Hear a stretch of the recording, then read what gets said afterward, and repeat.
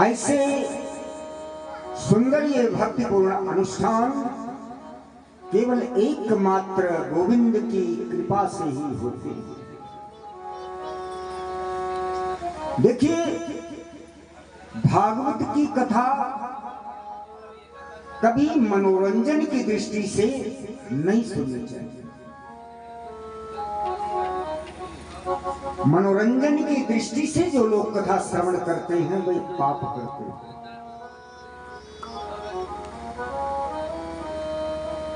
हिंदू वैदिक वांग्मय का सर्वोत्तम ग्रंथ श्रीमद् भागवत महापुराण, इस भावना से सुने कि हमारे जीवन में किंचित परिवर्तन आवे, गोविंद के चरणों में हमारी निष्ठात्मक प्रीति हो। इस भाव से सुनी जाने वाली श्रीमद् भागवत ही प्रभावी होती है, अपना प्रभाव देती है। श्रीमद् भागवत कथा की पद्धति क्या है, उस कथा के श्रवण का नियम क्या है, क्यों सुनी जाती है श्रीमद् भागवत की कथा, इन सब बातों का जिसमें विशुद्ध विवेचन किया जाए उसे हम लोग भागवत महात्मा के नाम से जानते हैं। श्रीमद् भागवत जी के महात्मा का आइए यहाँ पर संक्षिप्त वर्णन किया जाए। बोले वृंदावन बिहारी लाल की जय हो। कथा श्रवण में श्रीमती निद्रा देवी किसी भी प्रकार से कोई व्यवधान न डाल सकें, इसके लिए उपाय क्या है, जयकारा जरूर लगाएं। सच्चिदानंद रूपाय तो सच्चिदानंद रूपाय विश्वोत्पत्त्यादिहेतवे तापत्रय विनाशाय श्री कृष्णाय वयं नमः। सज्जनों, जीवन में तीन बातें हैं जो बहुत समझने की। ये तीन बातें क्या हैं? सत्य, चित्त, आनंद। सच्चिदानंद, सत्य, चित्त, आनंद। हम लोग बात बात पर कहा करते हैं सच्चिदानंद सच्चिदानंद। सत्य कहते हैं अविनाशी को। जो पहले सत्य था, मध्य में सत्य है और अंत में सत्य ही बचेगा। परमात्मा अविनाशी है, वो सत्य है, पहले मध्य और अंत में एकमात्र वही बचा करता है। उस सत्य को ही हम सत्य कहते हैं। दूसरी बात है चित्त, माने प्रकाश। हम लोगों को कोई पुस्तक पढ़नी पड़ती है तो हम बल्ब ट्यूब जलाते हैं, प्रकाश की व्यवस्था करते हैं। हमें प्रकाश चाहिए, लेकिन जिस परमात्मा को कभी किसी से भी प्रकाश लेने की आवश्यकता ही नहीं पड़ती, जो स्वयं प्रकाशवान है, सबको प्रकाशित करने वाला है, उसे हम चित्त कहते हैं। सत्य, चित्त। तीसरी बात है आनंद। आनंद की परिभाषा शास्त्रों में बहुत दी गई है। शास्त्रों में बड़े सुंदर रूप से वर्णित है, उसका वर्णन किया गया। आखिर ये आनंद है क्या? डल्लभ के गद्दों पर शयन करने का नाम सज्जनों आनंद नहीं है। एसी के कमरे में विश्राम करने का भी नाम आनंद नहीं है। करोड़ों की संपत्ति, अरबों की संपत्ति प्राप्त करना समाज में ये भी आनंद नहीं। अरे प्यारे, आनंद तो आनंद की चीज है, ये बाहर होते ही नहीं।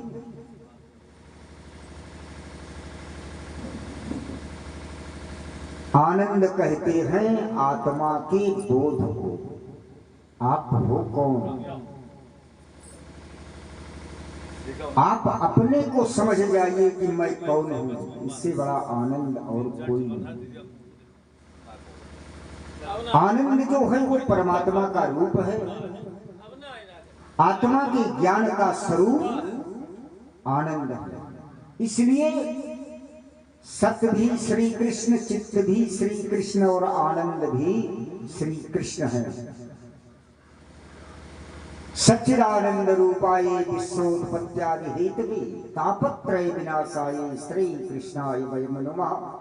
जो विश्व को बनाते हैं, पालते हैं और समय आने पर लय कर देते हैं, जिनकी कृपा विलासिता से सारा संसार चलता है, और तापत्रय विनाशाय तीनों प्रकारों के तापों को नष्ट करने की जिनमें सामर्थ्य है।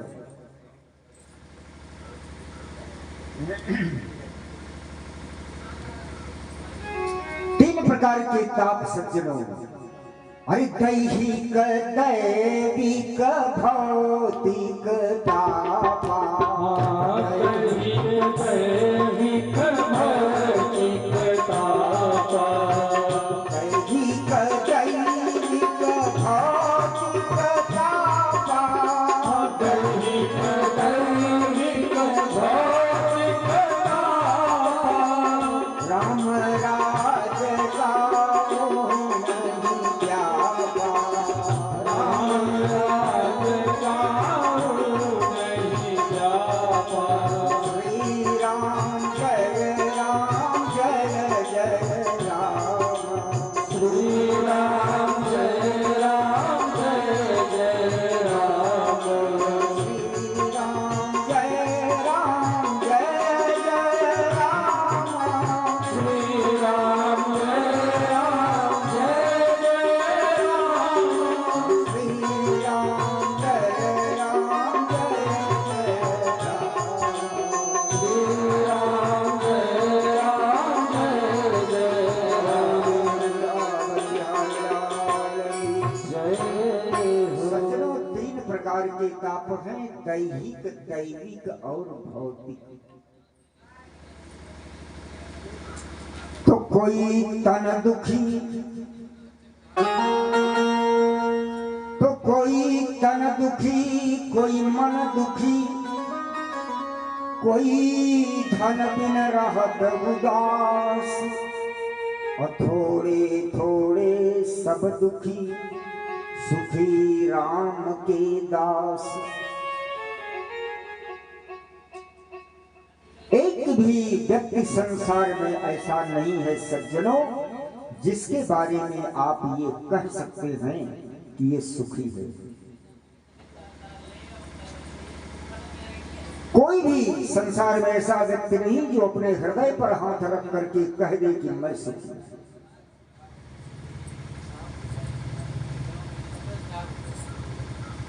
एक एक लाख रुपया प्रतिदिन कमाई है,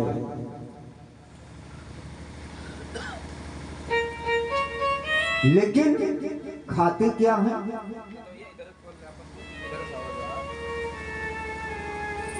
नाना संपत्ति से परिपूर्ण होते हुए भी भोजन उनका मूंग की दाल के साथ रूखा फुल्का। सेठ जी से पूछा गया कि आखिर सेठ जी आप इस हैसियत के व्यक्ति होते हुए भी आपका खान पान इस प्रकार का, इतना सब वैभव और मूंग की दाल के साथ फुल्का, जौ की रोटी। सेठ जी ने कहा कि महाराज जी क्या बताऊं, डॉक्टर ने मना कर दिया, रोटी चिपड़ करके खा लूंगा तो ब्लड प्रेशर हाई हो जाएगा। अरबों की संपत्ति, करोड़ों की संपत्ति, लेकिन रूखा फुल्का उनके भोजन, किसी को किसी बात की कमी नहीं, अनंत संपत्ति है, बड़ी बड़ी इंडस्ट्री लगवाए हुए हैं, लेकिन मानसिक चिंता उनको, कोई मन दुखी, मानसिक चिंता से ही सराबोर है। पिताजी चाहते थे कि अच्छे खानदान से बेटे का संबंध बनाऊंगा, बड़े भक्त खानदान में बेटे का विवाह में बड़ी धूमधाम से करूंगा, बड़े प्रतिष्ठित परिवार से विवाह करूंगा बेटे का।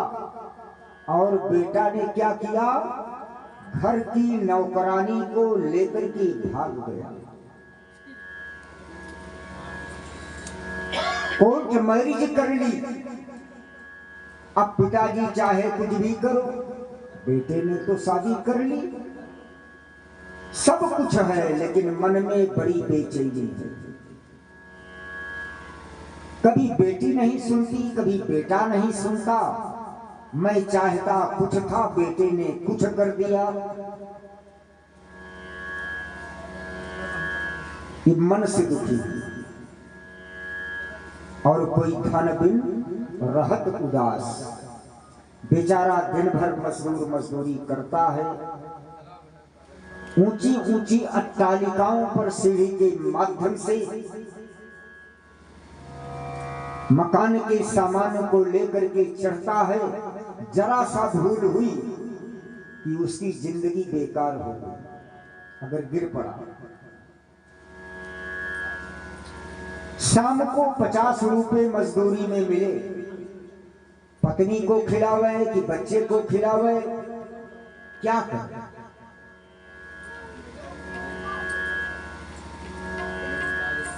सज्जनों, संसार में किसी को भी सुख नहीं।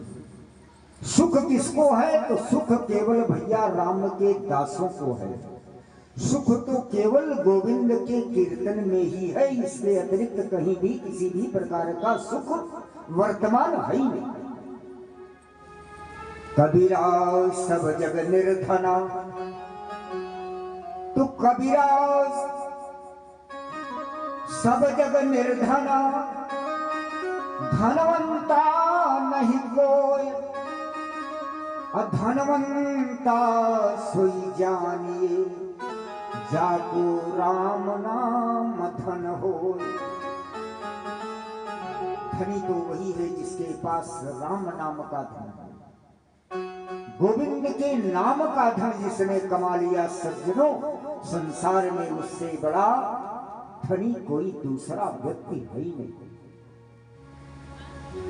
आध्यात्मिकता, आदि भौतिकता, आदि दैविकता, तीनों प्रकार के तापों को विनष्ट करने की जिन श्री कृष्ण नाम में शक्ति है, ऐसे श्री कृष्ण को हम आप सब बारंबार प्रणाम करते हैं। श्री कृष्णाय वयं नुमः।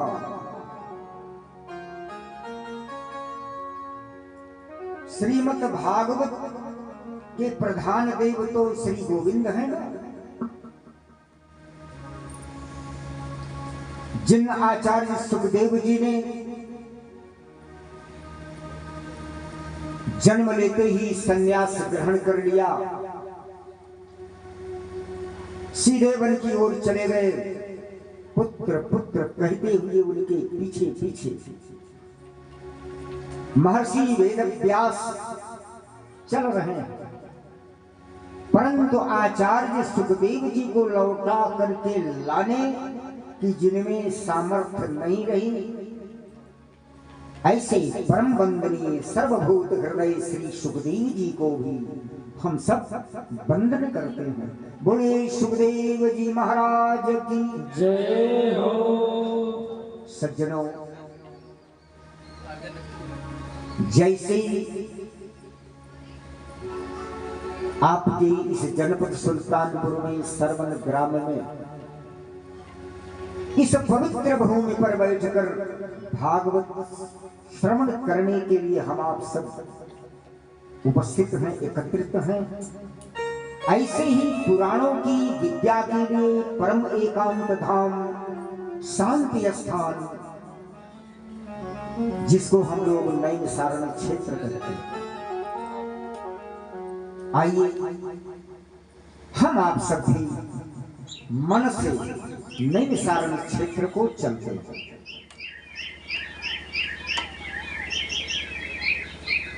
नैमिषारण्य क्षेत्र परम पवित्र स्थान, 88,000 संत जन वहां पर विराजमान, और वे सभी ऋषि गृहस्थ ऋषि, हम लोग उनको सौनकादिक ऋषि के नाम से जानते हैं।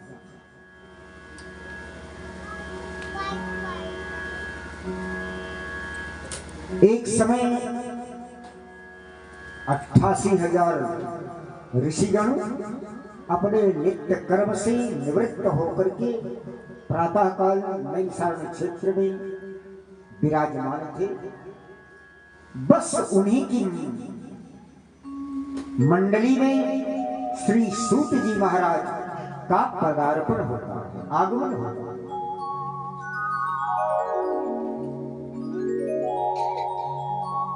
और जैसे ही श्री सूत जी महाराज का आगमन संत की मंडली में हुआ,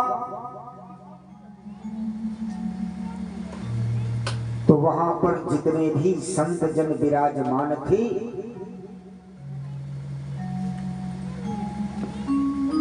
अधिक आयु वाले सब लोगों ने स्वागत करने के उद्देश्य से उठ करके खड़े हो गए।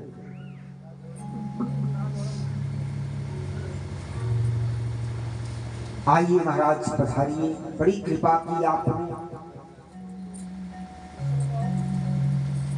सौनकादिक ऋषियों के इस व्यवहार को देख करके श्री सूत जी महाराज आज बड़े संकोच में सज्जनों पड़ जाते। आप लोग आखिर ये क्या कर रहे हैं? मुझे देखकर खड़े हो गए मेरा आदर सत्कार करने के लिए, आखिर क्यों? सूत जी, आप उम्र में छोटे हैं तो क्या हुआ? शास्त्र कहता है धन वृद्धा बल वृद्धा, तो धन वृद्धा बल वृद्धा आयु वृद्धा तथैव च ते सर्वे अपि ज्ञान वृद्धास्य किंकरा शिष्य किंकरा। कोई बल में बड़ा होता है, कोई आयु में बड़ा होता है, कोई कदाचित धन में भी बड़ा हो जाए, किंतु जो ज्ञान में बड़े होते हैं आखिरकार वही सबसे बड़े की परिभाषा में आते हैं। ये शास्त्र में वर्णन। इसलिए सूत जी, आप देखने में तो छोटे लगते हो, लेकिन अज्ञान रूपी अंधकार जो मानव के हृदय में बैठा हुआ है, विराजमान है, उसे दूर करने में आप करोड़ों सूर्य के समान हैं। आप हमें कोई ऐसी कथा सुनावें जिससे संसार के लोगों के कष्ट की निवृत्ति हो जाए और गोविंद की प्राप्ति भी उन्हें अवश्य हो जाए। कृष्ण प्राप्ति कर्म शाश्वत साधनम तत् साधु। महात्मा संत और विद्वानों के पास जाकर के कभी व्यर्थ के प्रश्न नहीं करना चाहिए। संत के पास जाकर के ये प्रश्न मत करो कि महाराज आमदनी आखिर मेरी बढ़ेगी कैसे। महात्मा के पास जाकर फालतू प्रश्न ये मत करो कि महाराज बहू को बच्चा होने वाला है, बेटा होगा कि बेटी होगी। ये इस प्रकार के फालतू प्रश्न संतों के पास जाकर के नहीं करना चाहिए।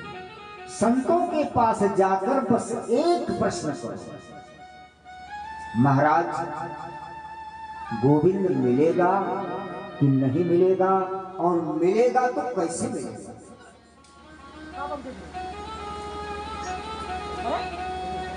क्योंकि भागवत में वर्णन आता है कि संतों का क्षण और अन्न का कण कभी बर्बाद नहीं करना।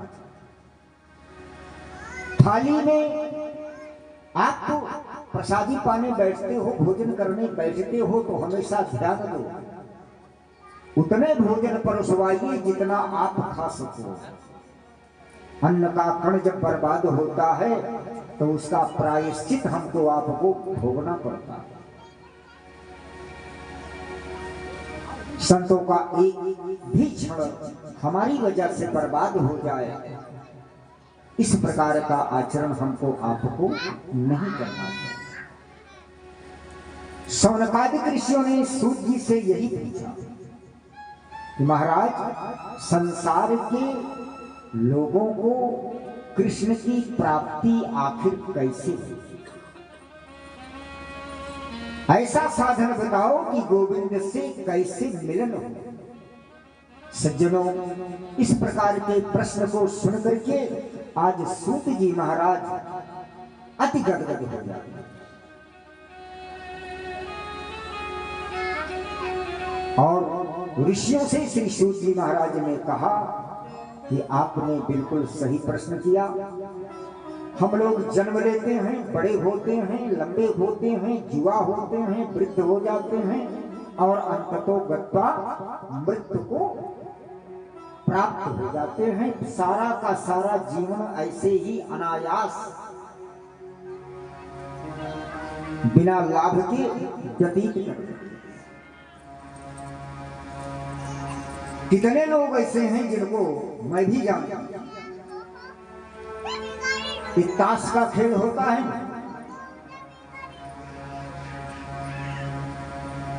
रविवार के दिन ताश खेलते हैं तो 10 घंटे ताश खेलने में कब निकल गया खेलने वालों को इसका अंदाजा नहीं लगा। और वही लोग गलती से यदि कथा में आकर के बैठ गए तो 3 घंटे कथा का समय है, तो कम से कम सैकड़ों बार घड़ी पर उनकी दृष्टि जाएगी कि अभी कथा समाप्त होने का जो समय निर्धारित है, अभी कितनी देर अभी और बाकी है, जल्दी कथा समाप्त हो। और साथी लोग वहां इंतजार करते होंगे, चल करके अपनी क्रीड़ा में हम भी मस्त हो जाएं।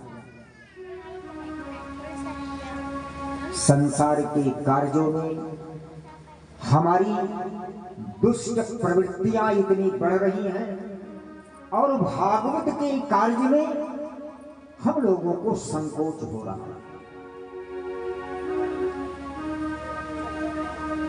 हाँ भाई, उमाशंकर जी के यहाँ से श्रीमद् भागवत का आयोजन है, वहां से निमंत्रण पत्र आया है, तो जाना पड़ेगा ही। समाज के दृष्टिकोण से न चाहते हुए भी जाना पड़ेगा।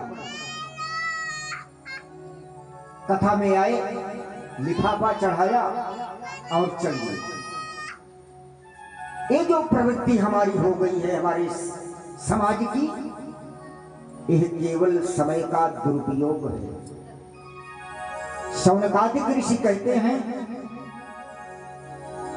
कि काल बाल मुख ग्रास त्रास निरणास हेतु। हमारा जीवन है क्या? ध्यान दें, एक बहुत बड़ा अजगर सर्प है और अजगर सर्प ने अपने विशाल मुख को खोल के रखा और उसके मुंह में मैं, आप सब, सारा संसार, सारा जीव बैठा हुआ। अजगर के मुंह में हम सब हैं। अब मेरा शरीर सुरक्षित आखिर कब तक रहेगा? जब तक वो अजगर अपने मुख को बंद नहीं कर लेता है तब तक हम आप सब सुरक्षित। जैसे ही उसने अपने मुख को बंद किया तुरंत हमारी आप सबकी मृत्यु हो जाएगी। ऐसे ही काल रूपी सर्प के मुंह के हम आप सब ग्रास बने हुए हैं। कौन कब चला जाए इसका कुछ अंदाजा नहीं।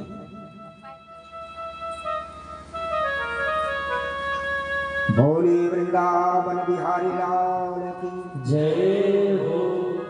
ये मानव की सबसे बड़ी भ्रांति है। भ्रांति क्या है? वो चिंता अधिक करता है, चिंतन करता ही नहीं, चिंता में ही मस्त है।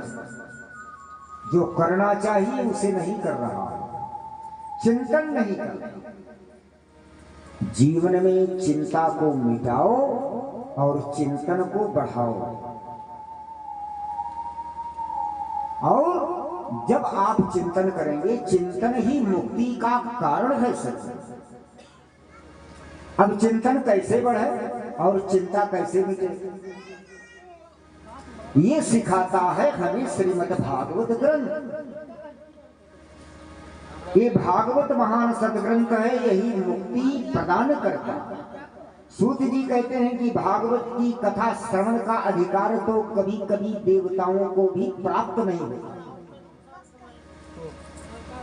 एक बार की बात है, देवताओं को जब पता चला कि राजर्षि परीक्षित को श्री सुखदेव जी महाराज श्रीमद् भागवत की अमृत कथा का रसापान करा रहे हैं, तो उन लोगों ने क्या किया? देवताओं ने अपने यहां से अमृत कलश लेकर आए सुखदेव के पास और बोले कि महाराज, हमारा अमृत और आपका श्रीमद् भागवत, आइए इसकी अदला बदली कर दें। एवं विनमयी जाति एवं विनमयी जाति सुधाराज्ञा प्रपीयता प्रपास्यामो वयं सर्वे श्रीमद् भागवतामृतम्। देवताओं ने कहा कि आइए आप अमृत ले लीजिए, परीक्षित जी को मृत्यु का भय है, इन्हें अमृत पिला दीजिए और श्रीमद् भागवत की कथा हम देवताओं को आप प्रदान कर दें। सुखदेव जी ने कहा कि कहां स्वर्ग का अमृत और कहां श्रीमद् भागवत, दोनों की बराबरी एक संग आखिर कैसे हो सकती? स्वर्ग में जाकर के वहां के अमृत का पान करने के बाद भी व्यक्ति को गिरना पड़ता। पुनरपि जन्मम पुनरपि मरणम पुनरपि जननी जठरे शयनम। लेकिन भागवतामृत का पान जिसने कर लिया उसका तो आवागमन का कुचक्र सदैव सदैव के लिए छूट जाता है,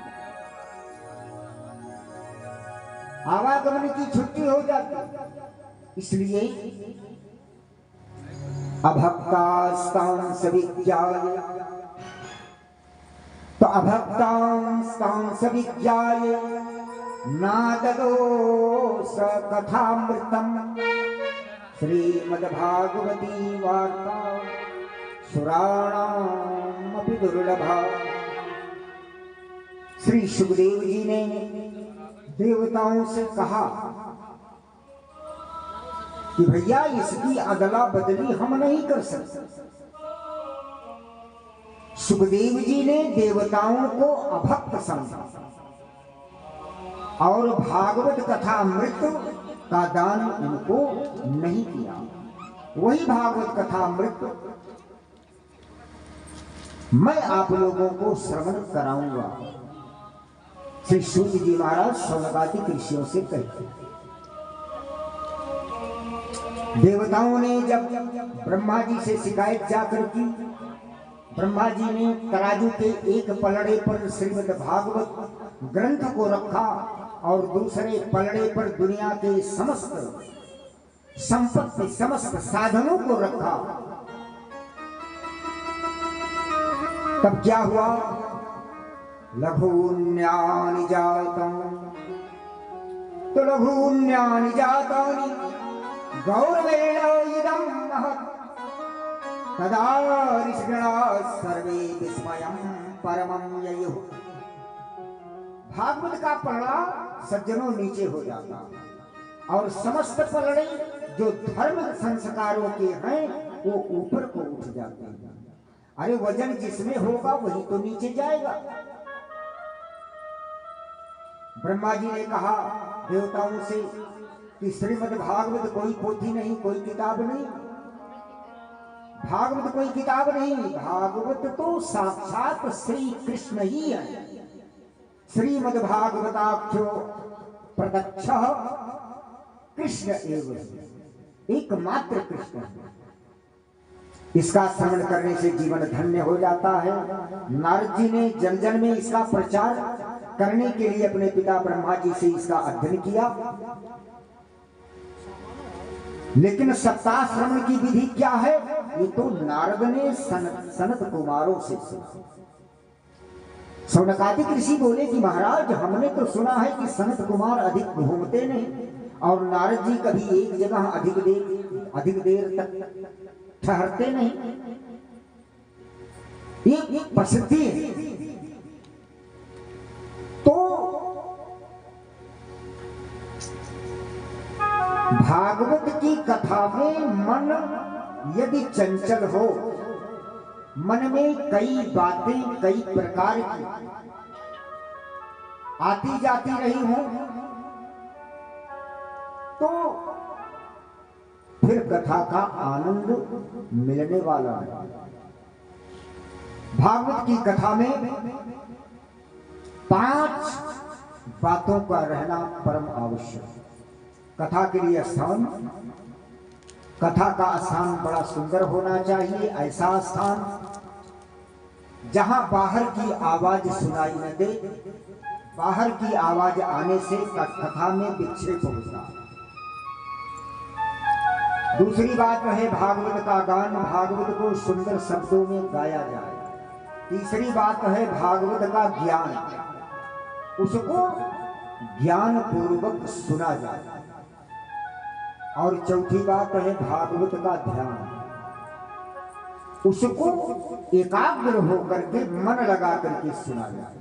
पांचवी बात है भागवत में आपके कान एकदम भागवत से जुड़ जाए तो ही भागवत कथा श्रवण का फल आपको प्राप्त हो सकता है। अब सनत कुमार तो ऐसे संत हैं जो घूमते नहीं, नारद जी ऐसे संत हैं जो हमेशा घूमते रहते हैं, तो एक जगह कभी बैठते नहीं नारद जी। तो नारद ने एक जगह बैठ करके 7 दिन तक सनत कुमारों से श्रीमद् भागवत की अमृतमयी कथा कैसे सुनी, यह प्रश्न सौनकादिक ऋषियों का श्री सूत जी महाराज नैमिषारण्य क्षेत्र। श्री सूत जी कहते हैं कि एक बार की बात है, देवर्षि नारद बड़ी तीव्र गति से दौड़ते चले जा रहे हैं, तो बद्री धाम में विराजमान चारों भाई सनत कुमार ने नारद को देखा और पूछ गए, कथम ब्रह्मणलीन मुख कुतश्चिंता तुरो भवान् त्वरितं गम्यते पुत्र कुतस्यागमनं तव। सनत कुमार कहते हैं कि नारद जी क्या बात है, आप कुछ उदास आज लगते हो। हमने तो सुना है कि कोई कितना भी रोता हो, कितना भी निराश हो, और आपका दर्शन अगर उसे हो जाए तो निराशा गायब, चिंता गायब, वो मुस्कुराने लगता। और आज आप जैसा संत स्वयं इतना दुखी। सनत कुमारों के चरणों में गिर करके नारद जी ने कहा कि क्या बताऊं महाराज, अहम तो पृथ्वी या तो अहम तो पृथ्वी या तो ज्ञात्वा सर्वोत्तमामिति पुष्करम च प्रयागम च काशीं गोदावरी तथा। नारद जी कहते हैं मैं पृथ्वी पर गया, पृथ्वी को सबसे श्रेष्ठ समझ करके वहां पर मैं पहुंचा। हरि क्षेत्र गया, कुरुक्षेत्र गया, सेतुबंध रामेश्वर गया। सत्य कहता हूं सनत कुमार जी, मुझे कहीं भी शांति पृथ्वी पर मिली ही नहीं, शांति नहीं।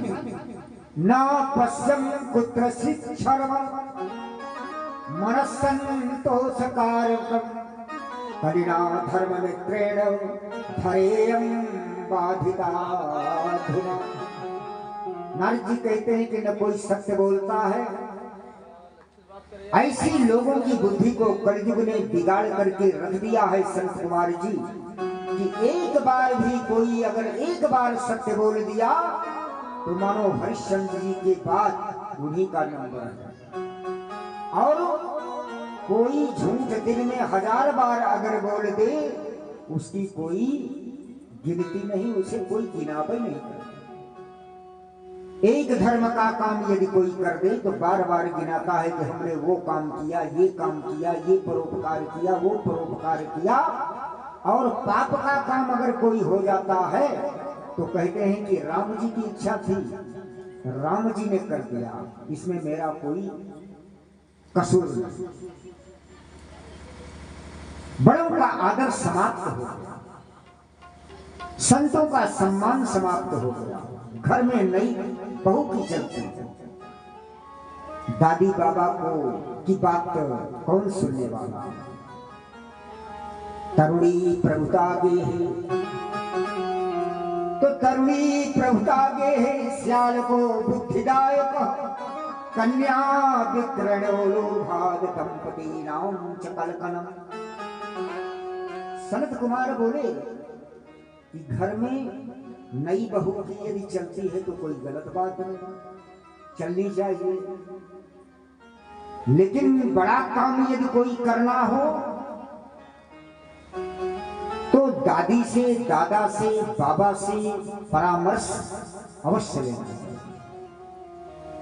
लेकिन यहां तो घर में चलती है नई बहू की और सलाह लेते हैं तो साले जी को ससुराल से बुलाते। ब्रज की कहावत है, दीवार बिगाड़े आरो, घर बिगाड़े सारो।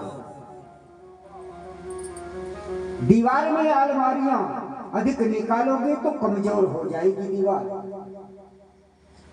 और साले जी की सलाह लोगे तो बर्बाद हो जाओ। मैं अपनी तरफ से कुछ नहीं कह रहा हूं, कौरव पांडव इसके साक्षी, इसके प्रमाण है। मामा शकुनी की कृपा से क्या हुआ ये सब आप सब जानते हैं। नारद जी कहते हैं कि सनत कुमार जी, मैं घर घर गया, संतों के आश्रम में गया, मुझे शांति कहीं मिली नहीं। कलिना धर्म मित्रेण धरेयं बाधिता धुना। अधर्म का मित्र जो कली है उसने लोगों की बुद्धि को बिगाड़ करके रख दिया, विकृत कर दिया। लेकिन मैं जब श्रीधाम वृंदावन में आया, वृंदावन में जब आया वहां एक कौतुक देखा। क्या कौतुक देखा? एक युवती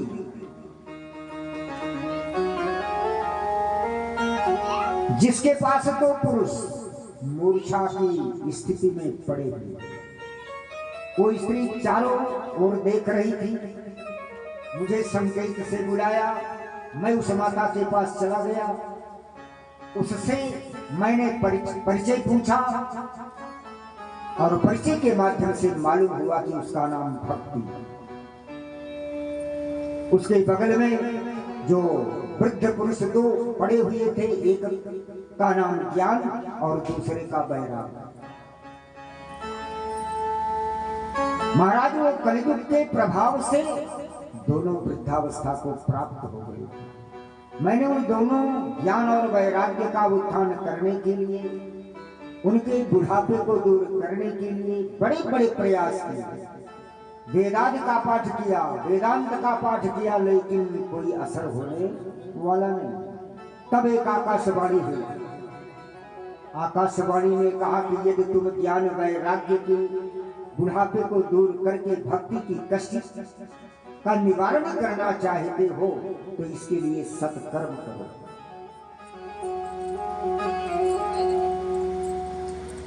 हे सनत कुमार जी, नारद जी बोल रहे हैं कि मैं आपकी शरण में आया हुआ हूँ। आप सब महापुरुष हैं। मेरे अनंत जन्मों के भाग्योदय से आपका दर्शन आज यहाँ पर हुआ है। पहली बात तो ये है कि ज्ञान वैराग्य का बुढ़ापा दूर कैसे हो। दूसरी बात की भक्ति देवी के मन में जो कष्ट है उसकी निवृत्ति आखिर कैसे। वो आकाशवाणी का सत्कर्म क्या है। इसलिए मैं आप लोगों की शरण में आया हुआ। तो सत्कर्म सूचको नूनम, तो सत्कर्म सूचको नूनम ज्ञान यज्ञ स्मृतै बुधै श्रीमद् भागवतालाप सुगीता सुपादिपि। देखो नारद, सनत कुमार बता रहे हैं कि नारद जी देखिए, ज्ञान वैराग्य के बुढ़ापे को दूर करने का, भक्ति देवी के कष्ट की निवृत्ति करने का सर्वोत्तम साधन यदि कोई है तो वो साधन है श्रीमद् भागवत ज्ञान यज्ञ। इस सनत कुमारों ने नारद जी को बताया श्रीमद् भागवत ज्ञान यज्ञ सप्ताह प्रवचन। नारद जी बोले, लेकिन मैंने तो वेद का पाठ किया, वेदांत का पाठ किया। वेद वेदांत के पाठ से यदि कोई असर नहीं हुआ तो केवल भागवत से क्या प्रभाव होगा महाराज। नारद जी को सनत कुमारों ने एक सुंदर कथा सुनाई।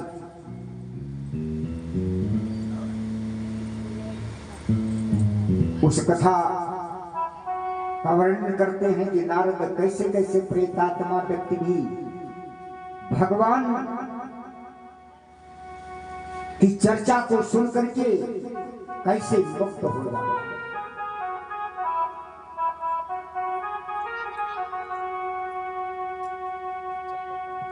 मेरा तार प्रभु से जोड़े, मेरा तार प्रभु से जोड़े कि ऐसा कोई संत मिले।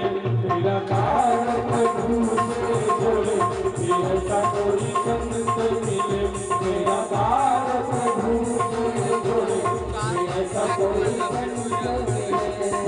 ऐसा कोई संत मिले कि ऐसा कोई संत मिले कि ऐसा कोई गुरु मिले। मेरे मन के भोले रोके कि ऐसा कोई संत मिले। मेरा तार प्रभु से जोड़े कि ऐसा कोई संत मिले। मेरा तार प्रभु से जोड़े कि ऐसा कोई संत मिले। रात है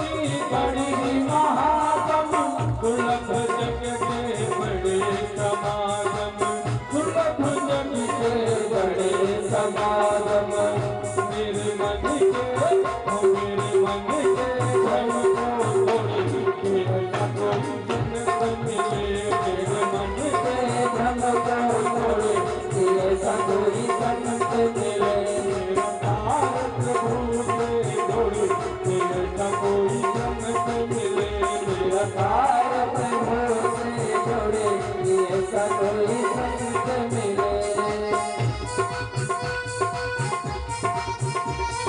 बोल वृंदावन बिहारी लाल की जय हो।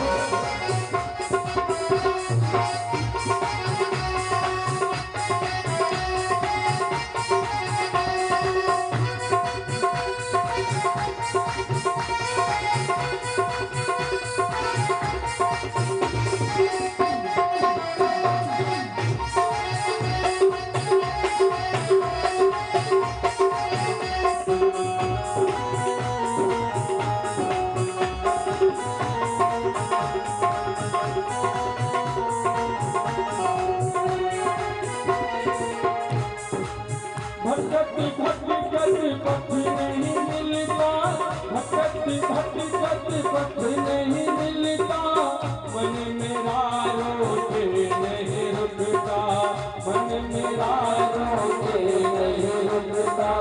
भटकती भटकती पथ नहीं मिलता, मन मेरा रोके नहीं रुकता, मन मेरा रोके नहीं रुकता।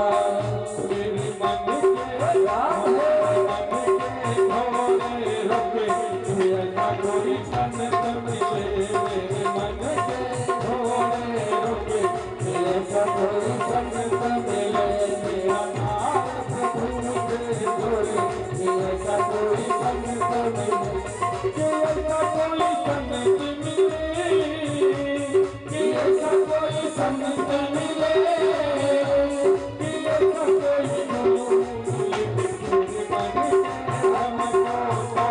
कोई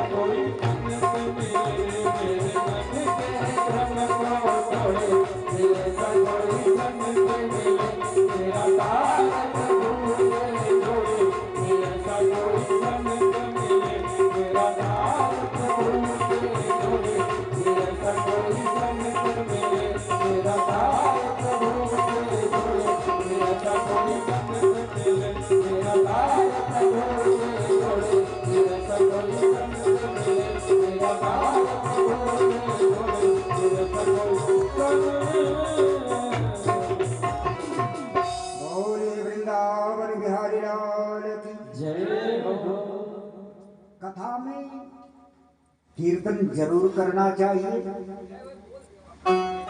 और ताली बजा करके कीर्तन बोलना चाहिए। जो कथा में कीर्तन गाते हैं ना, उनके हृदय के पाप निकल जाते हैं और वे पाप निकल करके कहाँ जाते हैं? उनके सर पर जाकर बैठ जाते हैं जो कीर्तन नहीं बोलते।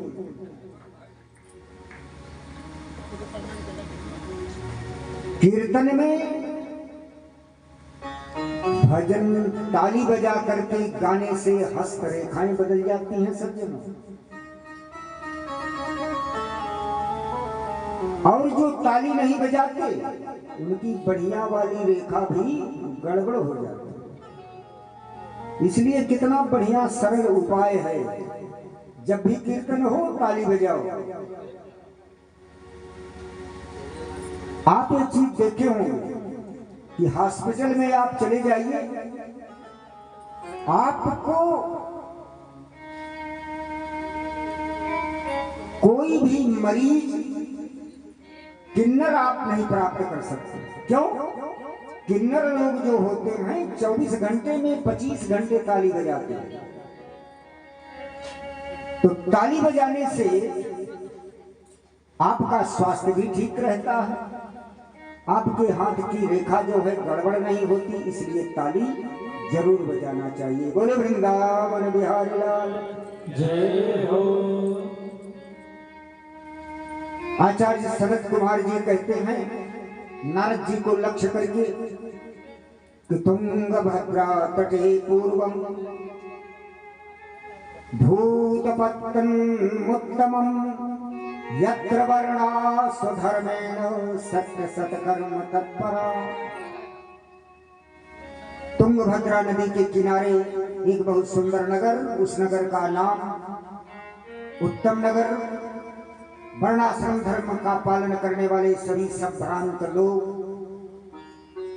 उस ग्राम में वास करते हैं। उसी नगर में एक पंडित जी, नाम आत्मदेव। आत्मदेव का शाब्दिक भाव होता है आत्मा में देवत्व का जिसने दर्शन कर लिया उसी को हम आत्मदेव कह सकते हैं। पंडित जी बहुत सुशील, परिमितभाषी, मितव्ययी, कर्मकांड के बड़े प्रवीण। यद्यपि वृत्ति थोड़ी लोभमयी है, पंडित कर्म लोभमयी वृत्ति, बाकी उनमें उनके अंदर सारे सद्गुण विद्यमान हैं। लेकिन जैसे सद्गुण संपन्न पंडित आत्मदेव जी हैं, बिल्कुल उनके विपरीत उनकी भार्या, और नाम भी बड़ा विचित्र, धुंधली देवी। धुंधली देवी जैसा नाम वैसा गुण। ये जो धुंधली देवी है इनमें एक बड़ी भारी विशेषता, और ये विशेषता उसी नारी पर आ सकती है जिस पर भगवान की विशेष कृपा हो। धुंधली देवी में विशेषता क्या? पति तो जाते हैं बेचारे पूजा पाठ कराने घर के बाहर, शाम को देर से लौटकर आते हैं। घर में दिन भर पत्नी का ही साम्राज्य रहता है। कभी पड़ोसियों से झगड़ लेना, कभी सामने वालों से मनोरंजन कर लेना, यह उनका नित्य का धर्म था। बड़ी कर्कश वाणी बोलती हैं तो लगता है कि मिर्च छिड़के, लेकिन सायंकाल पति जैसे ही लौटकर घर आते, आहा, द्वार पर हाथ जोड़कर ऐसा स्वागत करती धुंधली देवी, ऐसा स्वागत करती कि मानो सती अनुसुईया के बाद इन्हीं का नंबर है। और ये विशेषता सब में नहीं हुआ करता। बनावटी प्रेम बहुत आता है, लेकिन अंदर क्या है? बंगाल की कहावत है कि अति भक्ति चोरेर लक्षण। कोई अधिक बनावटी भक्ति दिखावे तो समझो कि अंदर से सबका सब गड़बड़ है। अगर कोई बनावटी बात करे तो समझ लीजिए कि अधिक बदमाश है। इस शास्त्र की बात है। परमात्मा को बनावटीपन पसंद नहीं। बाबा तुलसीदास ने लिखा था कि निर्मल मन जन सो मोहि पावा, मोहि कपट छल छिद्र न पावा। बनावट भगवान को भी पसंद। परमात्मा कहते हैं कि तुम दिखावा मत करो। तुम जो बनावटी बात करते हो, ऊपर से कहते हो नमस्कार और मन में सोचते हो कि मेरी गली में आओ, तब मैं सारी कसर निकालूंगा। ये बनावटीपन मेरे गोविंद को अच्छा नहीं लगता। अरे वो तो कहते हैं कि निर्मल मन बनाओ, अंतःकरण को शुद्ध बनाओ। धुंधली देवी का मन तो पवित्र नहीं, भावनाएं श्रेष्ठ नहीं, और पति के सामने हाथ जोड़कर ऐसे खड़ी होती हैं। इसलिए पति की दृष्टि में पत्नी के प्रति आदर है। एक और बात, पंडित जी के घर धन की तो कोई कमी नहीं, लेकिन बेटा नहीं। तुलसी स्थापना तो हर हिंदू घर में होनी ही चाहिए। उनके घर में तुलसी है, लेकिन पता नहीं क्यों तुलसी सूख जाया करती है। पंडित जी के घर में गौ पूजा भी होती, लेकिन वो 5 हो गई। एक दिन पंडित जी बैठे बैठे विचार करने लगे कि क्या बताऊं, तुलसी जी को रोज जल देता हूं अपने हाथ से, फिर भी सूख जाती हूं। मेरी गाय को 6 वर्ष हो गए और ये 5 हो गई, कोई बच्चा नहीं दिया। अब पड़ोसियों का आना जाना प्रारंभ हो गया आत्मदेव जी के यहाँ। बढ़िया पड़ोसी भी भगवान की कृपा से ही प्राप्त हो। अधिक बढ़िया कहीं मिल जाए तो आपको उखाड़ करके फेंक दे। पड़ोसियों का आना जाना शुरू।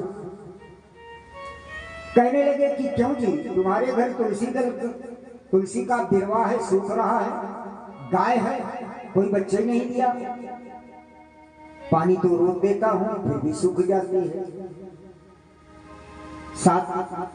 7 वर्ष से हम सब देख रहे हैं। पड़ोसियों ने कहा कि 7 वर्ष तो हो गया हमको देखते देखते, लेकिन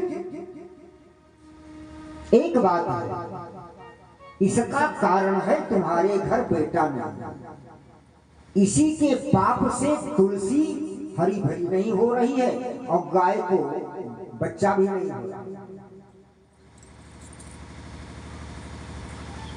ये देवतागण तुमसे नाराज हो गए हैं। आपने ऐसे भ्रम में डाल दिया पड़ोसियों ने आत्मदेव को कि तुम्हारे पितर तुमसे खुश नहीं, देवतागण खुश नहीं। एक दिन की बात है, आत्मदेव जी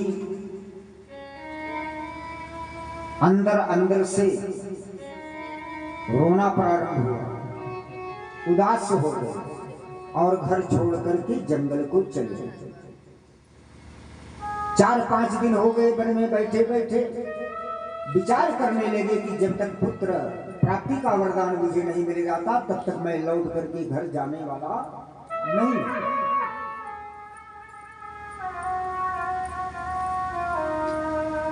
आज भगवान की कृपा से एक संत निकल करके उस रास्ते से जा रहे थे जिस रास्ते पर आत्मदेव जी बैठे थे। महात्मा जी ने देखा और समझ गए कि ये विद्वान ब्राह्मण है लेकिन महान दुखी है। पास में आकर के संत जी खड़े हो गए और बड़े स्नेह से पूछा, कथम रोज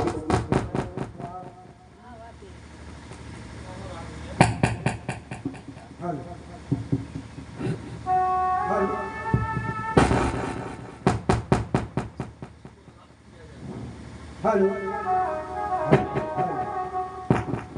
हेलो हेलो सिस्टम है महाराजी वाले, हमारा लोगों का ठीक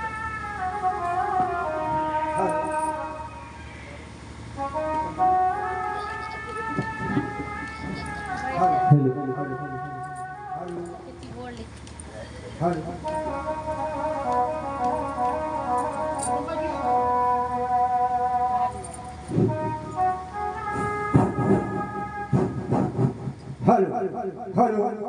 भोले वृंदावन बिहारी लाल की जय हो। जय जय राधा रमण